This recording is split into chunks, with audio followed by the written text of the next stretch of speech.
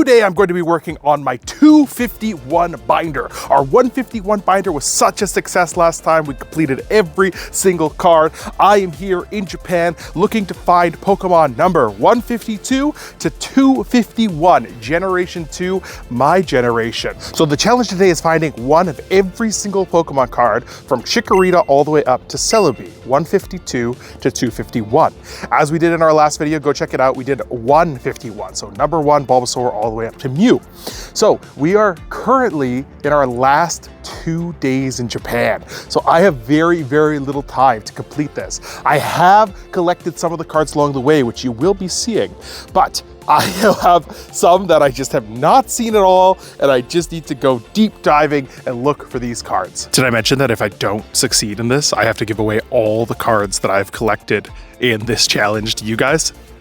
Let me know down in the comments. Do you think I'm gonna complete it? Let's go. Let's jump back to the start of my Japan adventure where Osaka greeted me back to the country. I started off my challenge quickly by finding the nearest book off. The rules are going to be the same as our 151 challenge. All of the cards have to be picked up on my trip to Japan. This is going to become crucially important later as I made a mistake that might cost me this entire challenge. We start off our 251 challenge with a Pineco hiding in the bush. A Togepi plays peacefully in a tiny puddle. Flaffy trying to find its way home in the snow. A Pupitar using sneak attack to ambush you from above. Sunkern hiding amongst the grass, waiting to scare you. A Murkrow that you frightened at the ancient ruins. And then we have a Bayleaf in front of Johto's iconic towers. Moving on from book off, I head over to Paraizu Nanbaten to check a few more Gen 2 Pokemon off the list. I found the super cute Hoot Hoot leaving tracks in the snow, Mischievous enjoying the approaching nighttime haunts. Next up is a cartoonish Meryl that may be jumping from a tree. Be careful, Meryl! And a super cruel Cyndaquil solving its problems the only way it knows how. Fire! Onwards to Dragonstar Ipombashi, which has some of the best bulk bins in Japan. You just have to have the time to sort through the bulk. Luckily, this was the start of my trip and I had lots of time. We start out with an unknown V-Star that spells out V-Star, Mechcargo EX looking super sparkly and shiny, and a Tyranitar V. That was the end of my first day in Japan, and not a bad start, but it's still a long way to go. The next day I ended up at Mandarake in Umeda, where I found my boy Feraligatr. I was super happy with that, especially for 600 yen. From Osaka, I head to Nagoya and continue my Japan adventure, but did I find any 251? Nope, I didn't pick up any more until 2 days later in my book off video. I found one of the coolest cards ever made and one that I was hoping to find. I didn't think I'd find it for 550 yen, that's amazing. And then I find this empty Pokemon card and place it in the Sudowoodo spot just for fun. A group of Dunsparce resting peacefully in some kid's room, Houndour outside eating berries and literally playing in garbage. Literally. Okay, I'll stop. And we have the super cool Smeargle art rare. From there, I continued on to Hamamatsu and find some late night card shops that I hope are open. Luckily, there are, and oh my goodness, did I luck out with a vintage bulk. A phenomenal Clay Natu by Yukimori was found and added. Then there's a Furret summoning a Hyper Beam from its head. It's the sunshine, but I think it's a Hyper Beam. Snubble trying not to sneeze from all the pollen flying around it. Achoo! Remoraid saying hello from its little pond. And then we have a Slugma encouraging the volcano behind it to explode. An Igglybuff playing in the sun is our second baby Pokemon we get to add. There's Mantine flying so far out of the water you're not sure if it will ever make it back down. And this incredible Steelix art rare where it's a construction worker. And then another stunning art rare, this time it's Houndoom on the hunt. I managed to find the Skarmory art rare that is drawn by a Legend of Zelda artist. You can see the influences. Continuing my book off adventure, I went to all corners of Toyohashi, Hamamatsu, and Shizuoka on the hottest days in October I've ever experienced in Japan. I found myself at Sea Lava where I found the one, the only, the bestest little mon of them all, Totodile. Now I've got to find a Neo Crocodile to complete the set. Onwards and upwards, I find yet another baby Pokemon, Elekid. What a shocking card to find! Let's go to our next shop. I don't know which one it is, but it's down the road. Down the road indeed. After surviving the torrential rains, I found myself in my home prefecture of Gifu, where I was lucky enough to have checked out the Pokemon Fossil Museum and spent time with my friends. William brought me to the Card and Space shop, and I picked up a huge stack of art rares, including the Lady in Lighting Up the Fields, another incredible Yukimori, and these Apom, and next up is a Sunflower Gang forming a Picket Lime in Artisan, and I'm so pleased with the Heracross pickup. I really like Heracross as a Pokemon, and that art rare is phenomenal. Another baby Pokemon Pokemon is added. This time it's a Magby playing in a lava lake. Larvitar is eating what I can only assume is rocks or coal, but it also definitely could be poop. A very large Copperajah poop. We had a Cleffa promo card and a Yanma promo card. I really love these stamp promo cards. We had the Whooper and the Quagsire as well. I love it when a card tells a story. And finally, this Porygon 2, which is our last stamp. I got this for our 251 challenge. Somehow found the Quilava from the same set as the Cyndaquil. How cool is that? Thank you. That's right, a very rural book off with my friends. This card is so cute. It's Pichu hiding from a lightning. Here we have a very cool E-Series Politoed. I think it's one of my favorite pickups for the binder. I found a Neo Teddiursa hiding its honey. Another incredible E-Series find is this Delibird playing under the rainbow. And finally, a super random Ho-Oh promo card from 2007. Great finds with great friends. I spent 2 days traveling up to Tottori with my friends and then ended back up in Osaka with only a few days left of my trip. Finding my way back to Mandarake and Nippon Bashi, I managed to find 6 more amazing cards to add. First up, we have the Dawn Fan, so nostalgic like many of the cards we have for our 251 collection. We have the Knocked Owl being noble, Lantern down deep in the sea with another lantern by its side, the Dark Fortress, which is by Mitsuhiro Arita, the same artist who illustrated the base set Charizard and many other iconic Pokemon cards. Blissey finds its way into the binder with a cool looking holo, and the final card at this Mandarake is this super cool Meganium that gets added to the binder. All right, Osaka Mandarake, great success. Another 5 or 6 cards added. That was great. Some really nice ones. The Meganium was fantastic. So now we're on to some more card shops, seeing if we can finish. We've got about halfway through our 251. So do you think I could finish it? Let me know down in the comments right now if you think I'm going to be able to finish this. Otherwise, this goes out to one of you. The 152 to 251 binder, it goes to you if I do not complete this. I literally have 4 days left to do this whole thing. Scream into the void more! No 251, let's move on. And we're back at this incredible bulk section, hoping to find some absolutely filler items for our 252. Let's go. As you saw in the Gen 1 video, we have a great stack. We also have a great stack of Gen 2. So let's see what we've got. I wasn't too far off. I had found 56 out of 100 cards. Here's the Lugia from the Japanese 25th anniversary collection. A cute little Mareep card gets added. Has there ever been a shiny Mareep card? Ladybug finds a spot in our binder. A pretty lucky find considering there's only 13 Ladybug cards. There's a Girafarig that's spelled forwards the same way as it's spelled backwards. What a neat fact. A very fierce Kingdra, the ever elusive Suicune has been tracked down, and an Umbreon. After our 151 Jolteon art deal, I'm glad to have this right now, so we're not rushing to find an evolution at the end of the video. Ha ha ha ha ha, foreshadowing. Gligar glided in to attack, Piloswine wanting absolutely nothing to do with you or your family. Yes, the spiders, just add them to the binder. Spinarak and Rados, I know they're just Pokemon, but they're spiders, they're scary. Oh good, it's my second favorite Pokemon ever, Shuckle. I love Shuckle. Moving on from there, I found myself at Nin for the first time. Nin is almost entirely vintage cards, and I found a Neo Chikorita to add to the collection. That's the first card completed and technically our first page of the challenge done. I did it. I found a Neo Croconaut to add to the family. I managed to find the whole family line, and I'm very pleased with myself. Up next is the Sentret, looking derpy and fun as it plays this on its own tail. Chinchou also has a friend. I wonder if these two become the 2 lanterns from the other card.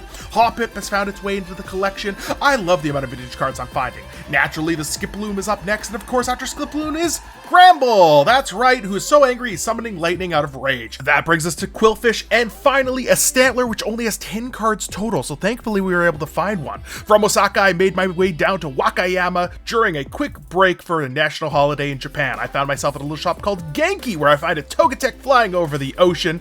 And then, what are the chances? Again, I found the following card to the Yukamori Natsu. We have the Clay Yukamori Zatu. A cool looking Blossom finds its way into our Pokedex, and then an Ursaring being the biggest, scariest bear it can be. I then find another one of my favorite mons, Corsola, you know, the one that's not dead yet. 2 Vampy playing together is a great joy to add to the binder, and I guess I keep forgetting about baby Pokemon because look at that, it's a Tyro, followed quickly by a Sneasel, a dark and icy Catweasel.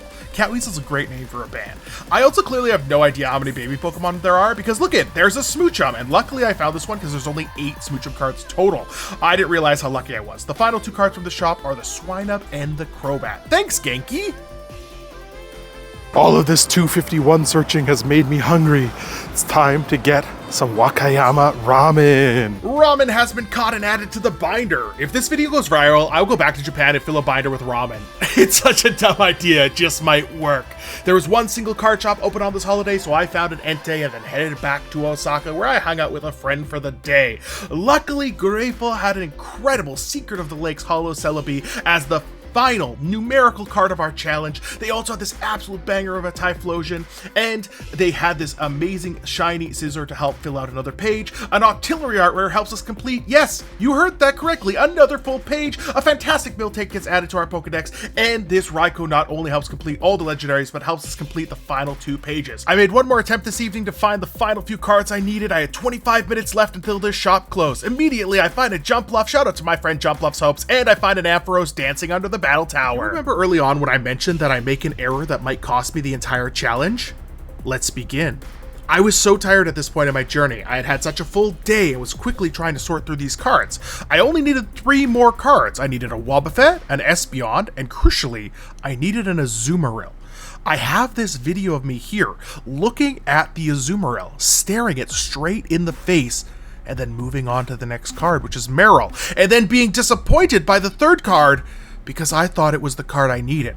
I thought it was Azurill. I thought that the next card would be Azurill and would tick off number 98 of our challenge. As I continue to sort through the bulk, unaware of the massive mistake I've just made, I find this. That's right, I actually find an Azurill. I think I have done something amazing. Looking back on it, it's absolutely wild I even found an Azurill in the first place, as it's only ever been printed 4 times in Pokemon cards. Imagine now my extreme dread when I arrive home and am sorting all of my cards, only to realize I have picked up an Azurill and not the Azumarill I needed. Not only that, going back and watching that video where I blatantly brushed past the Azumarill that would have helped me complete this collection, I'm devastated. That's it. The challenge is done. But wait, I said that the rule was that all of the cards going into this binder had to be purchased on this trip to Japan. I still hadn't opened my 3 mystery packs. There was a chance. Even the smallest of chances has to be a reason for hope.